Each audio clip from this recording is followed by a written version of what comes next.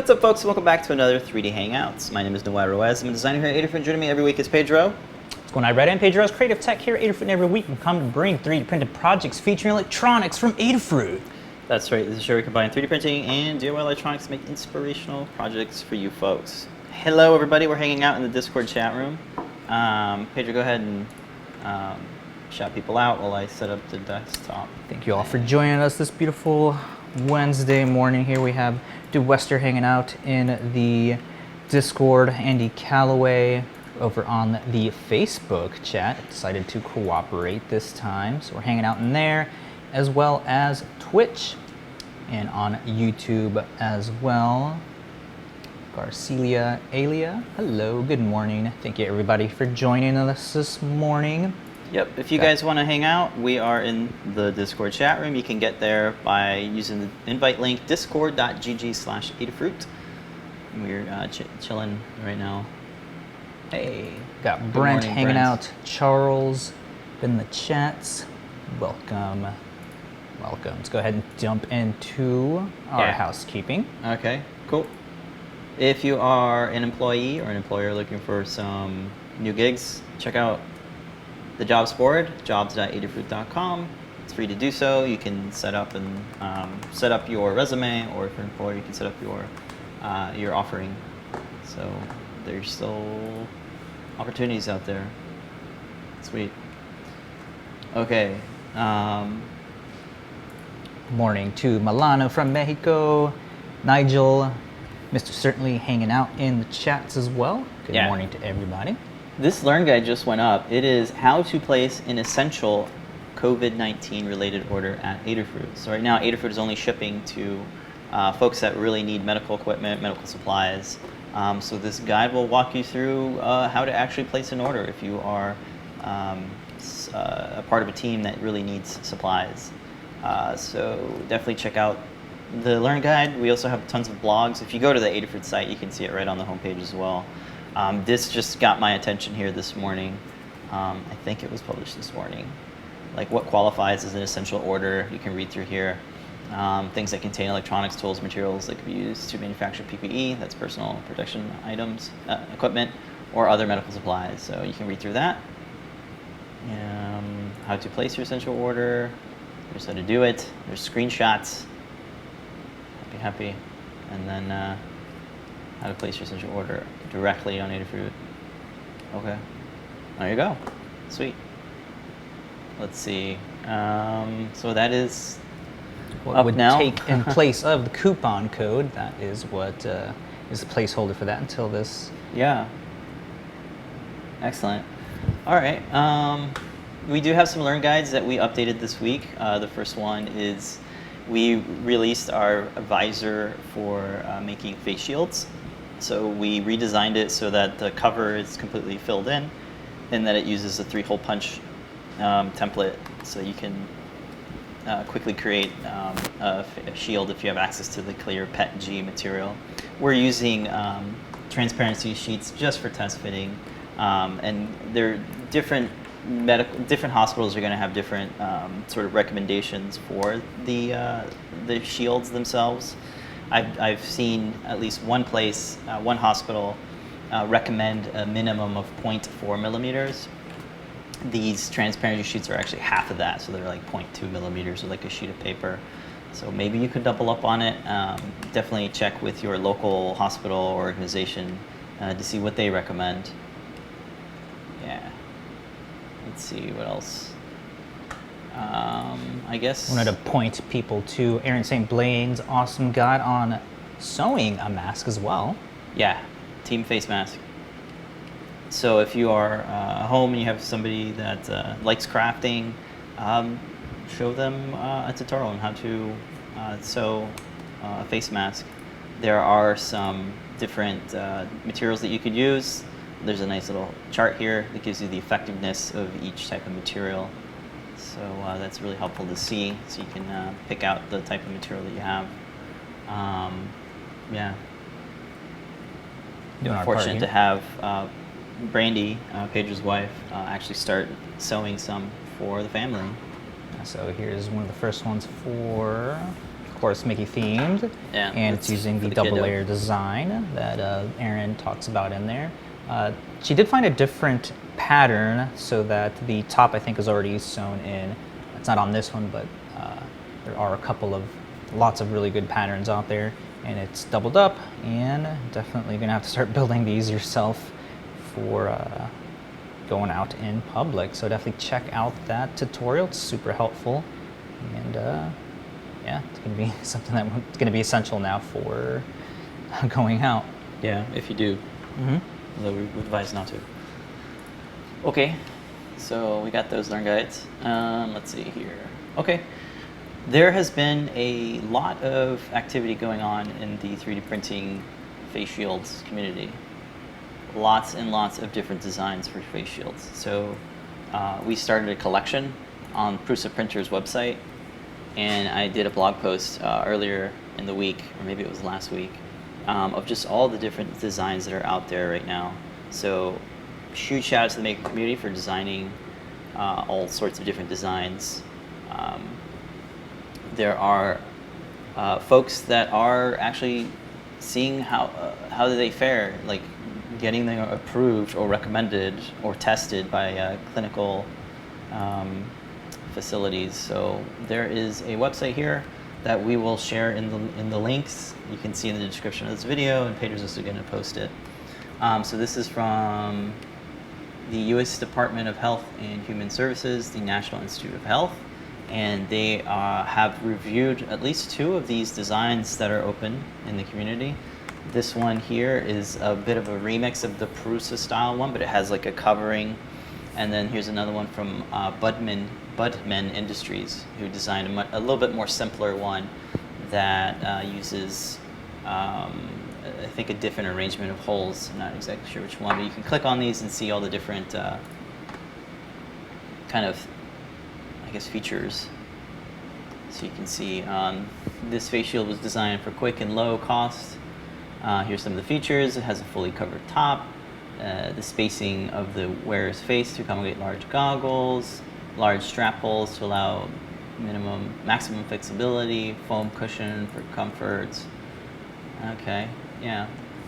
So that's really helpful. And then there's some other stuff here, sort of the respirator stuff right over here. And here is like the prototypes that are in progress or under review. So there are quite a few of them that are under review.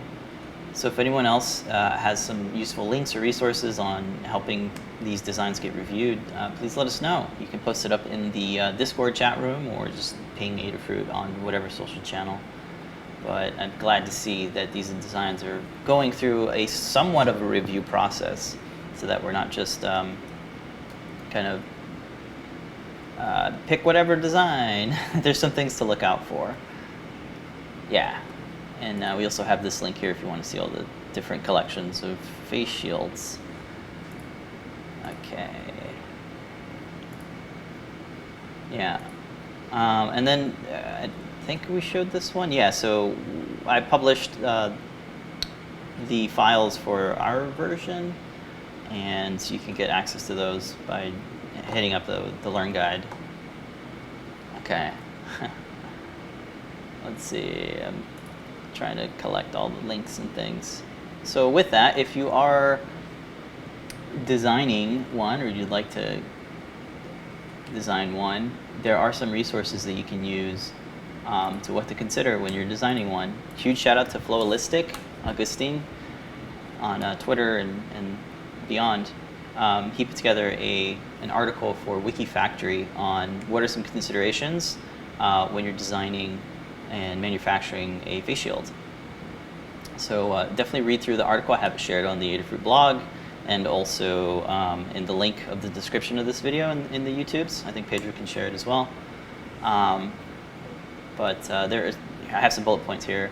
You want to, if you're 3D printing it, you want to try to design it with no supports in mind. Most of the designs I'm seeing don't use any supports, which is great. Some of the stacked ones do require some supports, so you kind of have to pick and choose and kind of run your own numbers and see how many can you produce in an hour or whatnot. Minimizing waste. If you're laser cutting, you want to use your full sheet. So those are all good, useful tips that are in the article. PLA and PETG is what's being used most. There's a minimum sort of width for these visors of 170 millimeters. Most of them tend to have flexible sides so that they can accommodate for any size of a head. You definitely want to have the top covered. If you see a design where there's a big opening here, you might want to have either an extra bit that covers that, or just somehow make it so that the cover is built into the design. And also we've seen, specifically from I think UCLA, or maybe it was from the NIH, saying that the minimum sheet thickness for the shield itself should be about 0.4 millimeters.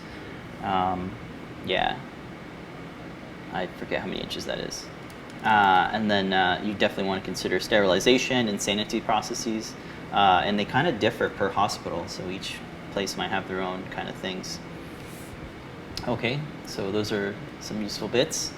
Some other stuff here. Let's see if I can. So there's a website called getusppe.org, and this site has an interactive map that shows the different hospitals and medical facilities that are in need. So if you are local and you're looking, for a place to donate your face shields, you can see that there are definitely places that are in need right now. So you can call them up, and each place kind of has its own kind of either a drop-off area or some specific things. So for example, here's one sort of close to us, St. Mary's Medical Hospital. They're needing N95s, face shields, safety goggles, gloves, gowns, disinfecting wipes, and there's also some stuff here like, do they accept open packages? The answer is no. But some other places, like Presidential's Women's Center, they are accepting open packages. And I think there's some contact information as well that you can get. So if you want to call them and find out if your stuff is going to be useful for them, you can definitely do it. You can also sign up, I guess, if you have some questions or need some assistance and stuff. It's pretty good. Lots of different resources here on this site. Again, it's getusppe.org. So check them out. Let's see. I think it's the only site that I've seen that has like an interactive map. So it's really cool. There's some other stuff as well. This website was presented on Adafruit's show and tell last week. It's called Hack the Pandemic. So hackthepandemic.org. It was built to help connect makers with the doctors that need it. So you can check that out too. Yeah, and then I think there's one more. I think that's what I have. I've also saw this one. This is kind of interesting here. It's like a one-page sheet of a printout to kind of show the assembly of one of the face masks. This one's interesting because it has the cover built into the design of the laser cut plastic sheet, the PETG sheet, the clear one, the shield itself. It has like these fingers that kind of fold up into kind of like a covering, so it covers up the gap that might be there. So it's pretty interesting. It's easy. It's set up in a way where you can just print it. It's one sheet. You can hand it to people, and then you can kind of read through it, IKEA style, right? But there's actual words and things. So that's pretty cool. I saw that here on this tweet by this person here. So that was interesting. I thought that was pretty cool. Okay, I think that's all the links. Does anybody have any questions about anything? I know I'm kind of rushing through it. Got some really good tips here from Mr. Certainly, saying that if you're going to sew one of the masks, make sure that you don't mix up the inside and outside by making the inside a different color than the outside. That's a good tip. And then DeWester has some tips here on M3 is a company. You can go read that on the Discord on Airflow. 3M? Mm-hmm. And then over on, let's see, General questions from Irish. What low-cost 3D printer we recommend? Probably one of the difficulties. The Ender, I think, is like $100 or $200. Wow. So definitely look into those. Yeah, they have a good community as well. Definitely join like the groups, like the Facebook groups. You can see the setup and all that, and any problems that people might have, so you can easily solve those right away. And then posted links for the interactive map for the masks that you were talking about. Cool. Okay. And then everybody saying good morning. People joining in the chats. Good morning, everybody. Good morning, Facebook too. Folks on Facebook. Well, we weren't able to get it going last week, but it's working this week. Yay. And we got Scott Shardrick in the Facebook, and oh no, I think we have a streaming problem. I see your. Oh, it was. All right. Hey, everybody, welcome back. We had a bit of a hiccup because it's just the internet. It's peak times. Everybody's using it. So, okay, let's keep going, I guess. Oh, there it goes again. It's like getting low.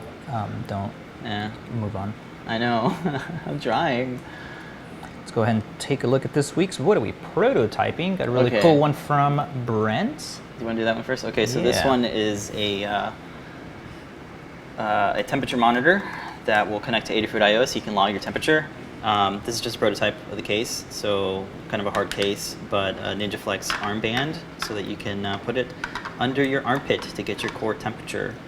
So we'll redesign it so that the sensor is going to be placed on one of these straps here, and then we'll have like a channel for the wiring to go through. It's using the MCP 9808 temperature sensor. It's running off of I2C, and it's using one of the Feather NRF 52840s. Oh boy, how do I open this? Do you need one of these guys? I might need some help here. It's a snap fit case, so there's no screws needed, but it kind of clamps pretty well. So there we go. Spudgers for the land. So what do we got in here? Yeah, so we have a little 400 milliamp LiPo battery, an on-off slide switch, and the temperature sensor. So that's all inside this little case. We really like using this reset tab. Shout out to Bill Binko and Prusa team for making these and giving us the idea for having easy access to the reset button. So if you want to update your firmware, you can do that. We're using the Feather because it's got LiPo recharger, so that's really nice. And then this is just plugged into the enable and ground, so you can turn off the 3-volt regulator. And then there's a little slot there, but the design's going to change a little bit. Yeah, and then this is like a NinjaFlex strap here that I was playing with, so that and it has a hole in the center to expose the actual IC there. It's so small, and then this just kind of flips over there, and the tabs go on the inside here. There you go. And that just stays there. So we got no screws. Prototype. That's what we're working on. Yeah, we'll make it so that yeah, the sensor is going to be on one of these straps. So you'll have you'll have this on the outside, and the sensor will be on the inside of your armpit. I think that's what it's going to be. I'm going to chat with Brent later. It's going to iron out how we want it. Yeah, we're taking inspiration from one of the projects that we saw posted, as well as the little owlet sock that I use on my child. Yeah. So it's pretty much the same thing, where it's just checking your temperature, looking at the oxygen levels. I don't think that's going to, this is going to include that feature, but those are pretty much how those are all set up with the sensor on the outside, so you can have that away from all the other components, and have the rechargeability of everything else inside of. I'm not going to be able to wash this, but you can definitely sanitize it. Yeah, here's a good example of one. Eye Fever. They have it where the sensor's on the other end of the band. And they have a little display there. Here's some more stuff on folks wearing one. Oh, cool. I'm just now seeing all this.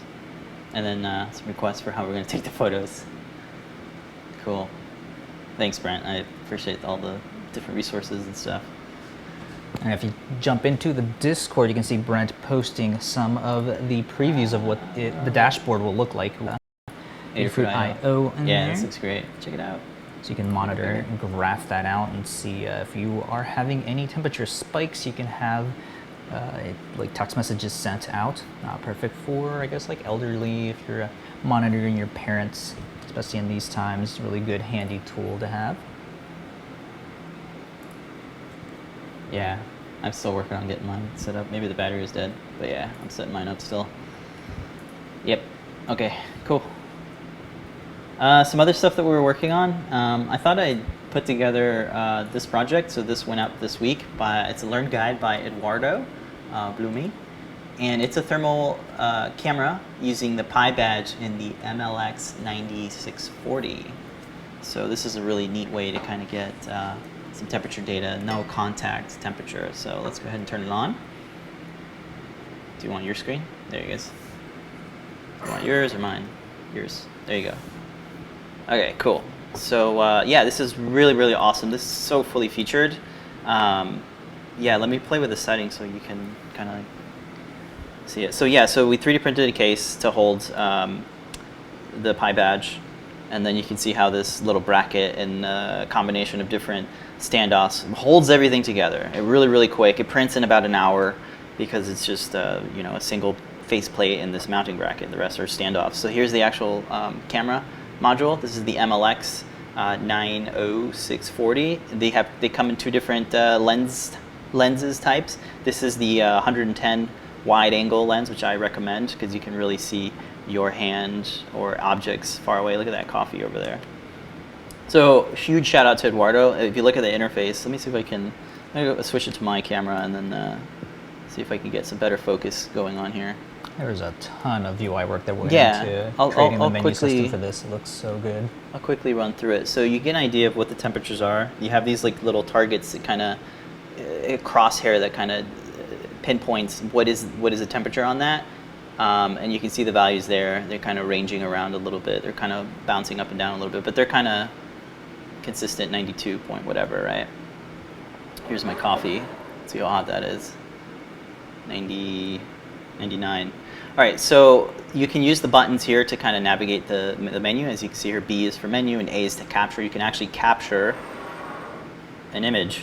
It's just amazing. So let's go to the menu system. You see all the different menu items. We can change the scale from Fahrenheit to Celsius. We could also change the buttons, I guess. There's some color palettes that you can change through, which is amazing. I like the iron bow for now. You can mirror the image if you want. I'm going to keep it at forward. The frame rate, by default, it's set to 8, but we can go up to 16, which makes it super smooth. And then this is really awesome. Do you see the backlight? It's set to full. I just turned it to dim, and that looks way better. That is such a great feature, especially if you're doing a camera thing. So let's go to exit. And now you can see it's definitely a lot more smoother. And take a look at my hand here. It's sitting there. Now I'm going to move it away, and you're going to see the heat print. There's the heat print. That's amazing. And there's the coffee there. You can do a screen capture. Again, just hit the A button. And then to pull it open, I'll hit B, and then that's the first menu item. Display the last captured image. And there's the last captured image. You can create movies as well. You can create an image sequence and then use processing to kind of make a QuickTime movie or something. But really, really awesome project. Great way to take something's temperature and not touch it. It can be really helpful right now. So it's pretty accurate too. We actually were testing to see if the heated bed on the 3D printer was the exact same of what the readings are here. They matched up perfectly. It's more accurate actually, by a dot, like a increment. Anyway, check out the Learn Guide. Come on, there we go. Check out the Learn Guide. It's very, very well documented. All the different settings and features, how to get the pictures onto an SD card as well. So you can actually capture the images. They save it as bitmaps, but then you can convert them into a movie or whatnot using some different software. Yeah, he actually walks through how to make a movie out of all those little bitmaps. Here's one of the movies he put together. It's pretty smooth. Yeah.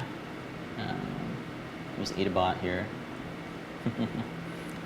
Yeah, Sheen begins asking what the distance from the lens It should say in the product page Yeah, for I'm not that. sure what the Let's distance see. is, but maybe it'll say here in the product page. If I could open the product page. Here it is. I think the difference between the 55 and the It's just the 110. angle, yeah. I think one's wide.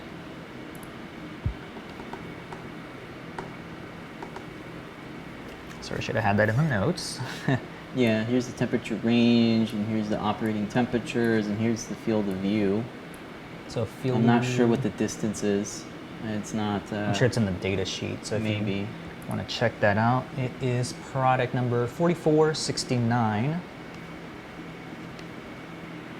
Yeah, that's just the field of view, not the actual distance. And then looking over at the comments Sure. for this, for Might be the in the learn guide. temperature sensor, just Brent was saying that it's going to be really good for using Adafruit IO dashboard for each patient. So you can have a different feed per patient for different feed. monitoring. Right. Yeah, it's really cool because there was no soldering. It uses the stemma connector, so you literally plug one end into the stemma port on the bottom, and Which then I don't think we showed the. Did we show no, the I back of didn't. it? Or the I back of did. that? Let's- I did show the back of it, but it's worth showing the connector here, the little wire. It goes from like a JST SH to a JST PH, I think it is. And yeah, no soldering. We saw the connector, and the battery just plugs in. You can recharge the battery over USB. It's using Arduino. It was written in Arcada, though. Arcada, our Adafruit's Arcada library for all the GUI stuff, and using Adafruit's library for the MLX 90640. Excellent little thermal camera here. Yeah, the battery is the 420 milliamp, right? But you could also fit the 350 or the 400, maybe the 500. I'm not sure. But with this Should design, be you able to might be fit. able to. Yeah, Yeah. it's just a Even if it hangs out the side. standoffs. Yeah, So we got very cool two- project. Two properly themed projects for Right. the Yeah, and ongoing. they're both like pink and yellow because Yeah. that's all the filament I have right now, and it looks great. Good combo colors. Let's see what else. Yeah, check out the Learn Guide. It's very well written. Yeah, excellent Very job thorough. from Grotto. Yeah, excellent, Eduardo. And there have been a bunch of CAD parts that you released for a bunch of these components. Yeah, specifically the MLX 90640. So if you are doing some CAD work and you want to use it, I put it up in our GitHub. It's linked in the description, or you can just go to github.com/Adafruit and search for CAD parts. There's not much to look at. There's just a bunch of files. But I've been pulling out. Let's look at our commits, because I don't know what I commit. So we got the MLX 9640, which is the thermal. We also did the Blue Fruit Sense. I did do a little video for that one. So this is the Blue Fruit Sense. It has some onboard sensors, like I think it's an accelerometer. Yeah, accelerometer, light and color gesture sensor, temperature sensor, all that's on there, which is awesome. So if anybody wants that board in 3D model land, I added it to the Learn Guide, the products Learn Guide. So you can download that. We also have some other parts like the MPC 908, TT motor, Metro Mini, FX audio amps, all the different sizes of them, M0 Express, the Huzzah ESP, and I think that's about what I started with. Yeah, and then the Ethernet Featherwing as well. So all of those have been added. Definitely want to star it or watch it if you are into seeing when they come out. Yeah, so just trying to get as many parts as I can up there. And spin. It was so cool to look at. In addition to a bunch of the 3D printed parts, you also released a layer by layer on last week's project, the That's right. MIDI MX The guitar. MIDI Max guitar. Yeah. I spent a good time making it so that it was easy to expand and add more parts or change the lengths of certain things. So check it out. I'll have a link to it in the notes, in the show notes, in the description. I don't have any visual to give you here because I didn't make a clip or anything. But it's up there on YouTube. Folks seem to dig it. People that are learning Fusion 360. Perfect time. Yeah, I think so. And it's a nice project to show how to use user parameters into assembly that has just tons of parts. So you can check that out. All the links are being posted as we speak. Thank you. So check those out. Save them for later. 100 tabs open. It's hard to. I know. Same here. Okay. Thanks. Here's an image of it. Nah, there it is. And to go with a couple of these projects too, updated CircuitPython was released as well. So definitely check that out. Make sure all your boards are up to date. Which version? Is it 5.1 or just 5? That's fine. Just check it. Is it 5.1? 5.1? Yeah. I think so. I know the thumbnail says John's Workshop, but it's 3D Hangouts. It cached it or something. All right. Cool. Okay. Let's go ahead and jump into this week's Community Makes. Sure. So Timelapse Tuesdays happen every Tuesday. Keeping in theme with everything that's going on in the world, a lot of people have been designing these touchless sort of like pointers and like door handle openers. So this is a really cool one designed by, crap, I forgot the name. Òscar Gola. If There you look you at go. the video, it shows you right there. Òscar Free. What I really like about this one is the retractable design of it. It keeps any of the corona that might have gotten onto it away from you, and it lets you retract. The hook has the ability to open a couple of different things. You can also use it to point, and as you can hear, It's like grasping. You can grasp the door handles. And then you touch the door, just push it. You can push it. Lysol then does actually kill. Unless they're lying, which I don't think they would do that in this crazy time. We went to Lysol's website and they said yes. Yeah, and have a whole list of all of their products. But the person in the comments said it doesn't. Pedro, what do I so believe? so if you go to the overhead, you can see that it has a very small touch point. It's kind of sharp down here, so it has minimal touching Surface area. Surface area. Thanks. Sure. For any like button that you want to push, like on an elevator. So you can also use a little tip on the hook there. A nice little print in place design that allows it to slip back into the main case. It generates no heat.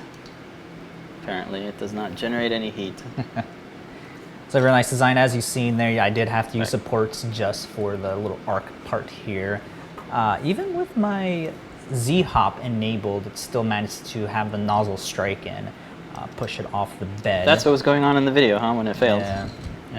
But nice little design here. I did have to use a horizontal expansion of about -1.5 to get a nice little smooth action in there. I would probably just leave it at 0.1 just so you have, so it doesn't, come out so easily like that. But maybe you do want that. Print in place is tough to get. It almost never works, but it's amazing when it does. I also had to use supports on the bottom here because of the way that it curves up that angle there. This is the bottom. This is literally the bottom, which took me a minute to figure out. It's like, oh, okay.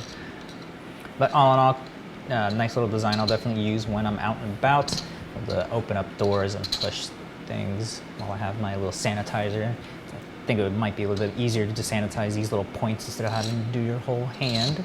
Although I'm going to do my whole hand as well. So excellent little design, although it does take quite a while to print. It will definitely save when you're out and about and have to touch icky surfaces. So definitely check it out. Posting the link for this. Go right now.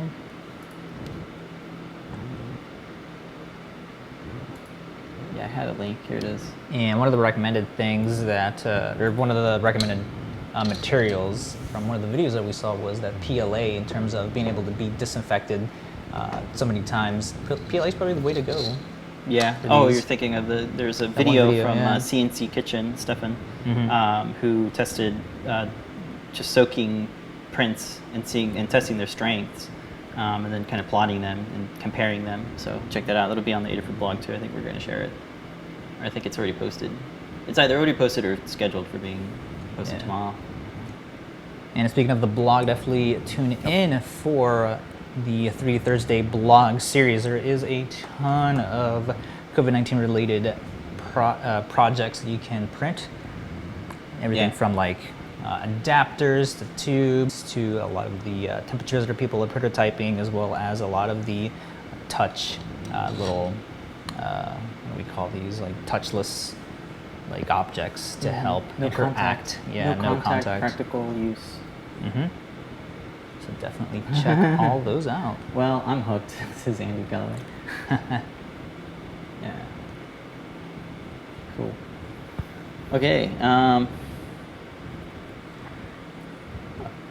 think we're good. I think that's pretty much it. We kind of rushed through everything, and we are We're still in trying the not to process rush through, but yeah, still in the there's a process lot of on our moving, minds. so- So we are in the process of moving. So it's a bit of a challenge coordinating all the different services that we need. Our closing date is now a day earlier, so it was going to be April 10th, so now it's going to be April 9th. We're about 9 days away from that, so we got lots of boxes, lots of things to pack. Yeah, that's our status. We're hanging in there. Want to hope everybody that they're staying safe and following, social distancing practices and just being super conscious and aware of everything. sorry. getting all Wolverine, the- nice Wolverine there. Yeah, there you go. Each one for your fingers, I guess. That's your cat. One of the cool Unstoppable. prints that I keep seeing is those long fingers. Now it Yeah, makes a now lot you of can. sense. Yeah, now it's actually practical. It's stylish and practical. So we're going to be on the show and tell tonight. Just a huge reminder: it is now an hour long. This is about the third one that's been an hour long now. We really appreciate everybody coming on and sharing their stuff. It is nerve-wracking to do it, especially when a demo fails. But we really appreciate you guys coming out there. It makes Lamar and Phil's day when they see folks from the community sharing their projects. And come on, even if your project isn't done, we like seeing in-work status of projects. You can also show us a tour of your work area or show some of the things that your kids have been working on with all this distance learning going on. Yeah, I've been kind of thinking in my own head. I'd like to put together some sort of video or resource of some tips, some useful things on how to present, what to consider when you're sharing. We actually and do showing have a off. guide on that. Yeah, I think you're right. We do. So search for it, I guess. Or do you want me to pull it up? If you go to Learn Guide, Yeah, it is. I think just it's type in show and tell. and tell. There it is. So I just typed in show and tell, and this is what showed up. Shout out to Amberella for putting that together. Nice bullet point of stuff. Be sure your webcam is working. You want to stay muted. Go for a wired connection. These sort of things, right? Yeah. I was thinking more of some technical stuff. Like here's a nice magic arm that I like to use when I'm doing overhead. I like to use QuickTime so I can bring up a thing, or here's some Preview. OBS tools that you can use. That sort of stuff. Webcam settings panel. I like to use that for changing the focus and exposure. Little things like that I think would be really helpful. If you're somebody in the community that has some video skills and you're looking for a good kind of video to make as a resource, maybe consider that, how to set up your live streaming setup, I guess. Somebody asking for the live link. Tune into the Discord chat. That's where it it's is pretty much the posted. Discord It is chat. a dynamic link, so it'll change every time. It is done through StreamYard. Yeah, it's done through StreamYard, yes. And it is 7 p.m. Eastern Standard Time. Every Wednesday, hour long, so definitely tune in. I think one of the issues now is that there's just hard to know if you're going to make it or not, because I forget how many people can go in. What's the limit? There is a limit, but if you can't come on, or if it's too full, There's you always can next either week. keep trying, or there's always next week, so you can try that. We appreciate you trying to get in. It feels like it's an exclusive club, and it's just this is what it is, I guess. And then right after that full hour, Lamar and Phil on all of the happenings at Adafruit. Yeah. You want to tune into that. Yeah, I think See- the home work from home edition, huh? Yeah. Yeah. And then don't forget tomorrow as well, we got John Park's workshop. 4 p.m. Eastern Yeah. time.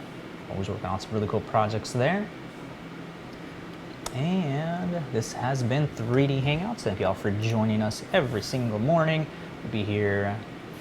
I think this will probably be the last week since we got to get everything ready. Yeah, that's a good point. We'll make a blog post if it changes, but for the time being, I think we'll take about 2 weeks off. Yeah, that seems about right. There's a lot of printers and all that we got to move out. Yeah. So thank you all for joining us, Yeah. all the support. We're able to do this because of all of the support from you guys in the community. You all for always being there for us, sponsoring us. And if you need some COVID-19 related products, email covid19@adafruit.com, and we'll get those work orders shipped out. Yeah, you said it, man. Everybody stay safe. Remember to wash your hands. Don't forget. Make a great day. Make a great day. See you next week, folks.